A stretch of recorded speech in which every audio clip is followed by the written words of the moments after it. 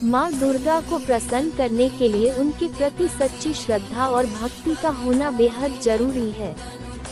यहाँ 5 ऐसे कार्य बताए गए हैं जिन्हें कभी भी भूल कर भी नहीं करना चाहिए, क्योंकि ये माँ दुर्गा को अप्रसन्न कर सकते हैं।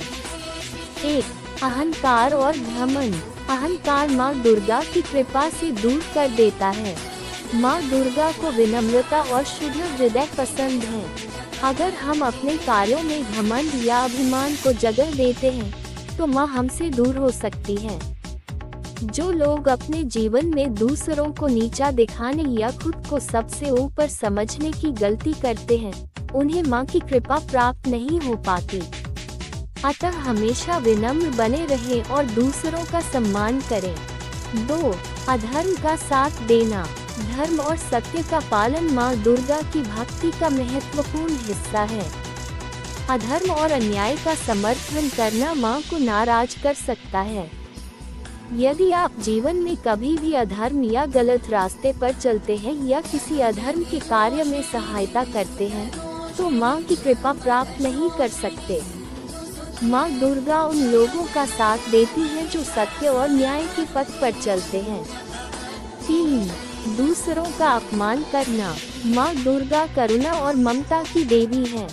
अगर आप किसी भी प्राणी, चाहे वह मनुष्य हो या पशु, उसका अपमान या तिरस्कार करते हैं, तो माँ को ये बिल्कुल पसंद नहीं आएगा। हमें सभी जीवों के प्रति करुणा और सम्मान का भाव रखना चाहिए। जो लोग दूसरों के साथ दुर्व्यवहार करते हैं या उनकी भावनाओं का अनादर करते हैं, वे माँ की कृपा से वंचित रह सकते हैं। 4. स्वार्थी होना। माँ दुर्गा की पूजा का एक प्रमुख उद्देश्य दूसरों की सेवा और भलाई करना है। अगर आप सिर्फ अपने स्वार्थ के बारे में सोचते हैं और दूसरों की परवाह नहीं करते, तो यह माँ को अप्रसन्न कर सकता है। माँ दुर्गा हमेशा उन लोगों की मदद करती है जो निस्वार्थ भाव से दूसरों की मदद करते हैं। अतः हमें अपने कार्यों में परोपकार और सेवा का भाव रखना चाहिए। 5. भक्ति में दिखावा करना।